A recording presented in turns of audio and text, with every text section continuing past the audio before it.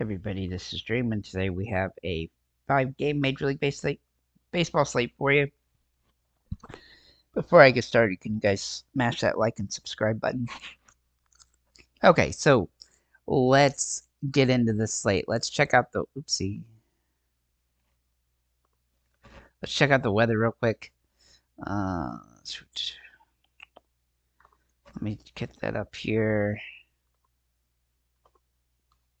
So it does look like the weather should be fine, though there is a little bit of risk in Atlanta. Do keep that in mind, but it doesn't look like it's going to have a delay or anything, so I think it'll be fine. When we look at pitchers today, we do have an interesting slate. Our top three in ownership will be Suarez, Lopez, and Bradford, and coincidentally, those three are probably the only three that really have some good upside on the slate. Lopez is probably the best option. He's been the most consistent, and he's got the best K rate today, which isn't particularly high. There's nobody that really projects over 5 strikeouts on the slate, which is somewhat surprising. But Lopez is about as close to that as you can get. So I think he will get at least 5 strikeouts. Question is if he can get more.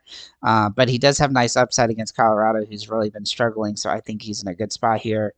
Ranger Suarez is also interesting here against Miami. I do like a couple Miami bats, so I do think there's some potential for a bat or two, but I don't think it's a super high risk situation for him. I think he'll probably get enough strikeouts to get in the 15 to 20 fantasy point range, and for today, that actually will work just fine, though he is fairly expensive. Now, Bradford is the other option that I think is really solid.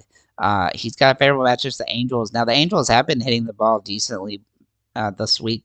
And they do have some guys that I think have some upside on the slate. So he's definitely more contrarian, but he will have pretty high ownership. So if you utilize him, that even if he doesn't do great, he probably won't hurt you too bad.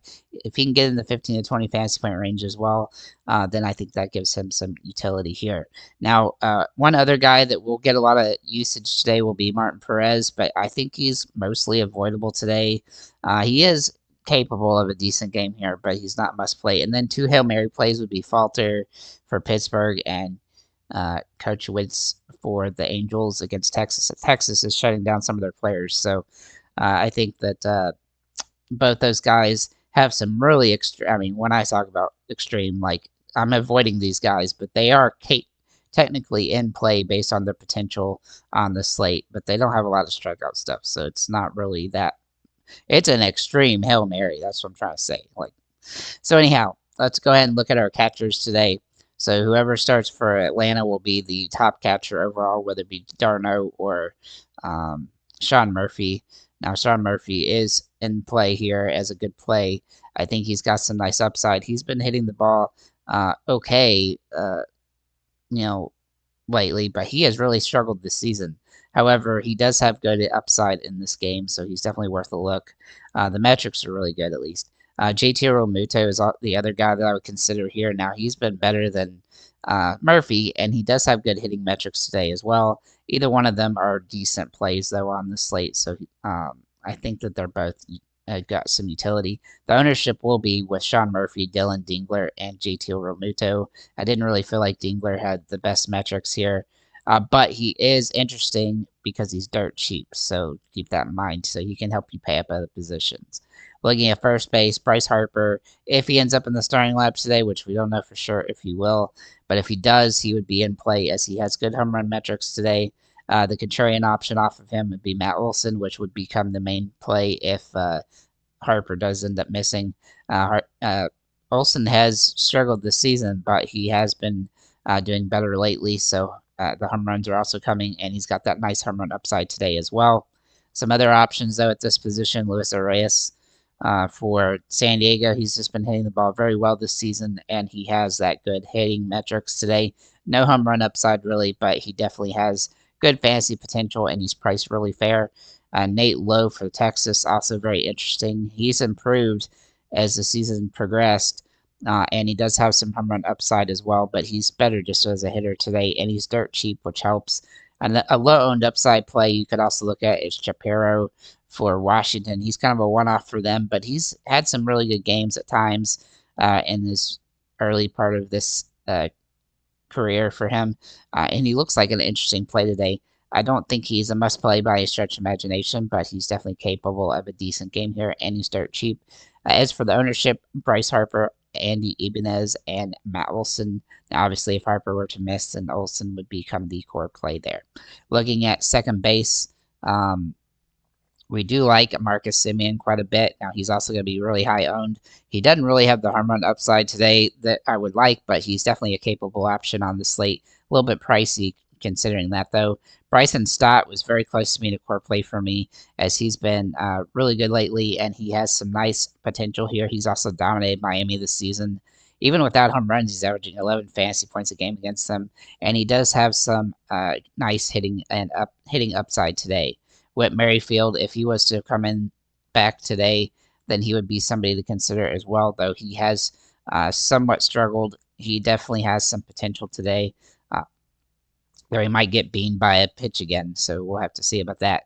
As for the ownership at this position, um, Marcus Semien, Andy Ibanez, and Bryson Stott will be the top three. I really do like Bryson Stott, and I do think he's probably going to end up being a core play overall on the slate. But Manny Machado at third base looks really solid, good hitting metrics. Not a must play. Doesn't have the home run upside today that he has sometimes, but he's definitely capable of that on this one. Anthony Rendon is actually a nice cheap play for the Angels. The Angels have some sneaky upside today, which is unusual, but they do sometimes have good games, and they've been hitting the ball decent lately. He's also been hitting the ball okay, and he has some potential for a good fantasy point game, and he's cheap. Now, the ownership here, Josh Jung, Jose Tina, Isaac Conner Falafel, and Josh Smith, definitely good contrarian plays.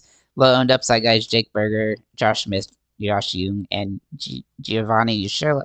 Excuse me, Urshela for the Braves.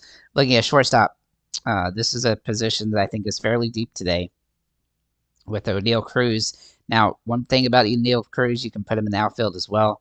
So he is a core play for me, but you can put him at either position. He looks like he's primed for a home run, and I'm just going to put him in the lineup one way or the other.